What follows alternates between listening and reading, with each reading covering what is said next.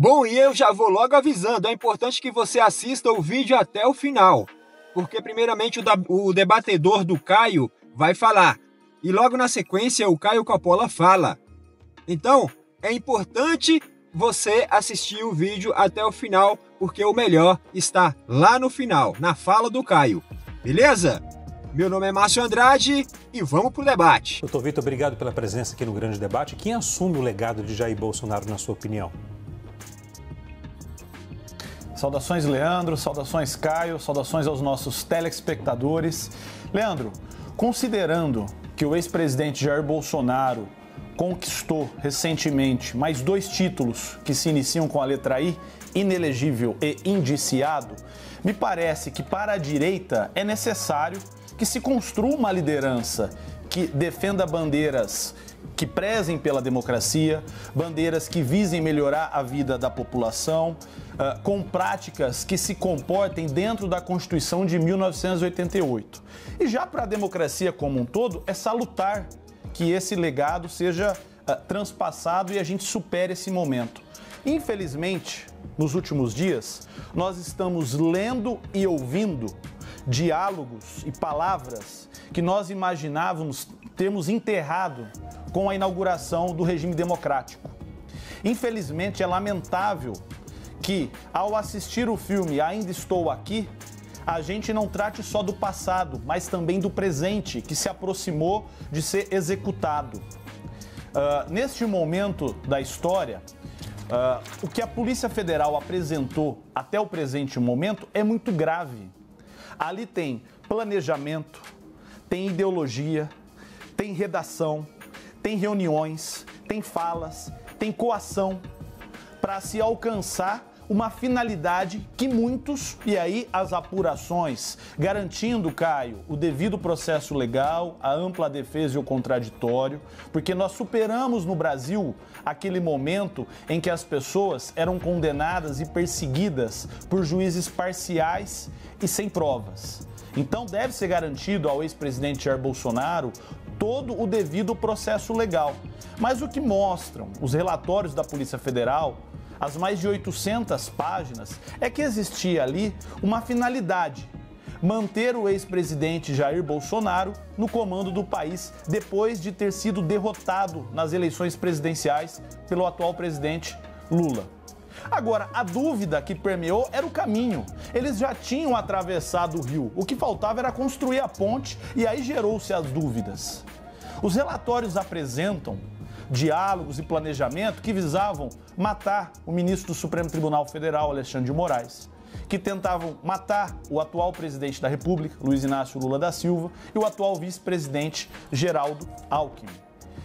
Todos aqueles que prezam pela democracia precisam superar esse legado e trazer a discussão política no Brasil para dentro da democracia, para dentro daquilo que estabelece a Constituição Federal. Me parece um desafio, portanto, da direita, neste momento, superar todas essas atrocidades que nós estamos assistindo, lendo e ouvindo, para que se inicie um outro momento no Brasil, que aquele que é adversário não é inimigo, que as instituições de Estado continuem sendo de Estado e não cooptadas ou tentadas serem cooptadas para finalidades pessoais e políticas. Agentes de Estado que deveriam prezar pela finalidade pública, perseguindo e monitorando pessoas, perseguindo e monitorando com a finalidade de se perpetuar no poder. É isso que precisa ser denunciado e rechaçado. O Brasil de hoje não permite e não tolera práticas autoritárias. Essas práticas autoritárias precisam voltar onde elas estavam até recentemente. Infelizmente, nós assistimos de 2019 a 2022 a inauguração de uma milícia digital, a inauguração de perseguições, a inauguração de tudo aquilo que a gente havia enterrado com a Constituição de 1988. Caio, quem assume o legado de Jair Bolsonaro? Olá, Leandro. Olá, doutor Vitor. Saudações à nossa audiência. Olha, eu até entendo a torcida de alguns colegas da imprensa, mas a gente não pode colocar o carro na frente dos bois. Nós não podemos colocar o golpe imaginário na frente do candidato natural da direita em 2026. O herdeiro do legado do Bolsonaro ainda é o próprio Bolsonaro. Parafraseando aí um notório senador, famoso por pilotar retroescavadeiras, o Bolsonaro não está preso, babaca. A injustiça contra o ex-presidente ainda não chegou a esse patamar. E nem mesmo a sentença eleitoral contra o Bolsonaro transitou em julgado. Ainda falta o STF participar dessa farsa e aderir à tese ridícula de que uma reunião com embaixadores desequilibrou as eleições por abuso de poder político e uso indevido dos meios de comunicação. Mas voltando aqui para a seara penal, o status jurídico do Bolsonaro está na etapa do indiciamento. Nessa fase, a autoridade investigativa aponta indícios de supostos delitos. Ainda faltam denúncia, julgamento, recursos do processo, tem chão pela frente e Donald Trump pela proa. Mas para quem perdeu a conta, esse já é o quarto indiciamento em desfavor do ex-presidente Jair Bolsonaro. O primeiro é sobre o golpe imaginário. O segundo é sobre o cartão de vacinas. O terceiro é sobre as joias presenteadas e devolvidas. E o próximo indiciamento, ao que tudo indica, será esse sobre espionagem.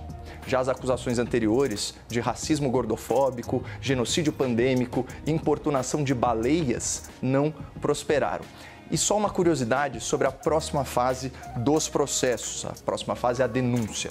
O responsável por denunciar Bolsonaro é o Dr. Paulo Gonet, um procurador-geral da República escolhido fora da lista tríplice do Ministério Público. Foi a primeira vez que o Lula fez isso como presidente. E vejam só que coincidência. O indicado do senhor Lula era sócio do ministro Gilmar Mendes e foi o responsável pelo parecer do MP para tornar Bolsonaro inelegível por 8 anos naquele processo no TSE.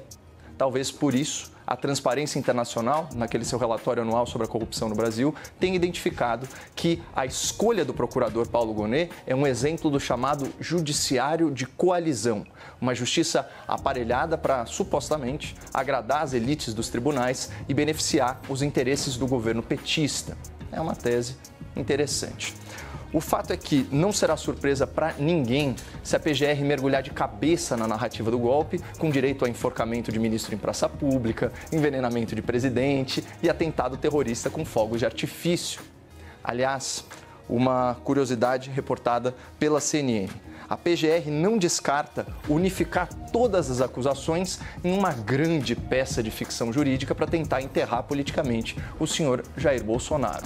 Contudo, como eu disse lá no começo, é preciso que os processos, é preciso que os recursos se esgotem para a gente discutir um eventual legado de Bolsonaro. Até porque ele é o candidato favorito para vencer as eleições em 2026. Gazeta do Povo, 27 de novembro, vulgo hoje. Pesquisa mostra Bolsonaro com 37% contra 33% de Lula se a eleição fosse hoje. De acordo com o levantamento divulgado pelo Instituto Paraná Pesquisas, se a eleição presidencial fosse hoje, o ex-presidente Bolsonaro teria 37% dos votos, o presidente Lula 33%. Em uma simulação de segundo turno, Bolsonaro aparece com 43% dos votos contra 41% de Lula. Em um cenário sem Lula, Bolsonaro lidera no primeiro turno com 38% dos votos. Nesse caso, Leandro, o Haddad teria 14%, enquanto Ciro Gomes também 14%. Então, parece que esse é o verdadeiro legado do golpe imaginário e do seu respectivo teatro jurídico. Consolidar Jair Bolsonaro como candidato favorito à presidência da República em 2026. Bom, eu estava aí assistindo o debate aí do Caio Coppola, um excelente debate, por sinal, né? E fiquei me perguntando, cara, por que as pessoas se prendem em uma ideologia, né? Por que o ser humano, né? O ser humano tem essa disposição, né? Esse impulso a se prender, né, a uma ideologia, ficar ali como se fosse um castelo que ele construiu, né, em torno dele, e ele fica preso ali nesse próprio castelo, um castelo psicológico, né, nessa ideologia dele. E tudo que vem externo, né, e assim, a pessoa não se abre para uma nova perspectiva, né, para uma nova ideia e tudo mais. E aí se prende naquela ideia, né, naquela ideia maluca e fica ali naquele negócio, né. E aí eu fiquei aqui pensando, por que isso acontece, né? Por que esse desejo, né? Esse desejo vem nessa direção de se prender, de crer em uma ideologia e tudo mais, né? Sem se permitir que uma coisa nova se manifeste, né? Que uma coisa não a pessoa não para nem para ouvir, né? Uma coisa diferente do que ela já construiu naquele labirinto psicológico dela, né? E assim fica, né? Pode se passar a vida toda presa aí nessa questão ideológica, né? Tem a questão ideológica basicamente, né? Somente. Tem também a questão ideológica / religiosa também, enfim. Né? E aí eu não estou falando de religião específica, né? Religião aí cada um tem a sua, e quem não quiser ter religião também, tá tudo certo. Mas também tem essa questão aí, tanto é que existem fanáticos ideológicos, existem fanáticos religiosos, existem fanáticos de tudo quanto é gosto aí. Existem fanáticos para tudo, né? Então, eu acho que a questão toda não é nem a ideologia em si, né? A ideologia puramente dita, ou a religião, né? Puramente dita. São o comportamento das pessoas referente àquela crença, né? Que eles têm aquela crença fechada ali e não se abre para mais nada, né? Fica naquele negócio ali e não se abre em absoluto, né? Obviamente que eu não estou aqui generalizando, né? Existem aquelas pessoas que têm flexibilidade, né? Que para ouvir e tudo mais. Só que essas pessoas aí geralmente não são fanáticos, né?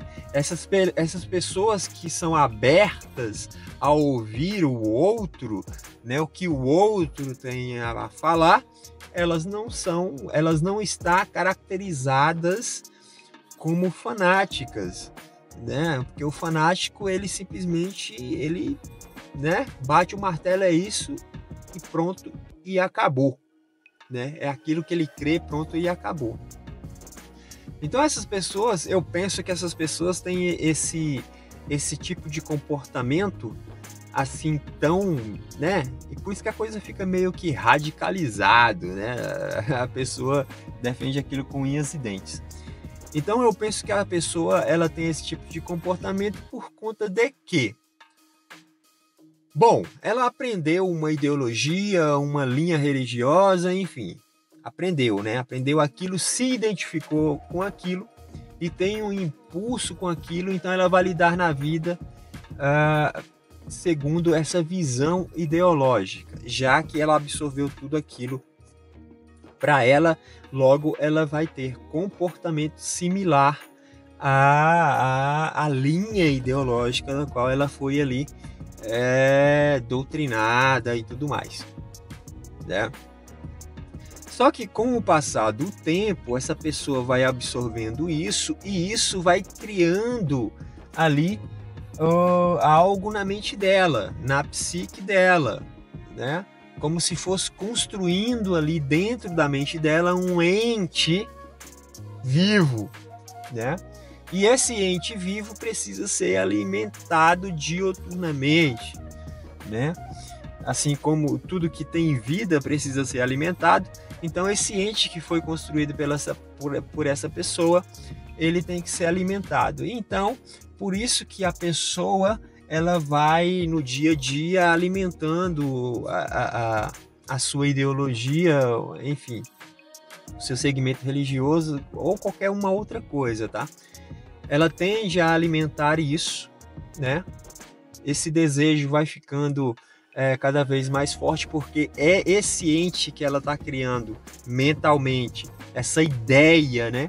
Essa ideia, ainda que equivocada ou não, ela vai sendo alimentada, mais forte ela vai ficando. Mais forte ela vai ficando e ela vai tomando conta daquela pessoa, né? Ela vai se assenhorando daquela... Em vez da pessoa se assenhorar da ideia, não, né? É a ideia que vai se assenhorando da pessoa, vai sendo o dono da pessoa, né? Então, assim, deveria ser ao contrário, né? A pessoa ser o senhor das suas ideias, né? Ser o senhor das suas ideias, ter consciência das suas ideias, se são ideias que realmente vale a pena ser seguidas ou não. E não deixar que aquelas ideias domine a sua vida, né? Mas, via de regra, é assim que acontece com a pessoa que é fanática, né? Que uma pessoa que crê cegamente nas coisas, né? Sem uma investigação profunda realmente daquela linha ideológica, sem uma investigação profunda daquele segmento religioso, né? E tudo mais. Então, essa coisa que é viva nessa pessoa, que se construiu e tudo mais, durante o processo de vida dela, isso vai ficando mais forte. E quando há uma suposta ameaça, né? O que é a ameaça? É uma pessoa chegar, se tratando de uma ideia, né? De uma ideia ideológica de alguém, é uma outra pessoa chegar com uma ideia diferente do que ela já tem. Então, ela se sente ameaçada. Mas não é realmente a pessoa que se sente ameaçada. É essa entidade que ela plantou na cabeça, essa entidade que eu estou chamando de entidade ideológica que ela plantou na cabeça, que está ameaçada. Ou seja, todo aquele arcabouço ideológico que ela tem na sua mente, na sua psique, está correndo um grande risco de ser aniquilado, né? De ser confrontado, de se colocar em uma situação desconfortável, né? Então se sente ameaçado ali e se sente ali com medo de perder aquele poder que tem, né? Com medo de perder a sua vitalidade e, no final de tudo, o maior medo, que é o medo de ser extinto, o medo da sua morte. Que no fundo, se você for parar para pensar, é o medo do ser humano, né? É o medo das pessoas. O maior medo das pessoas é o medo da morte. O maior medo do ser humano é o medo da morte. Então a morte aí é a mãe de todos os medos do ser humano, né? Cara, faz sentido isso que eu falei para você aqui no vídeo? Deixa aí o seu comentário, tá? Se inscreva no canal, que é importante, e até uma próxima oportunidade aí, beleza? Valeu e até breve.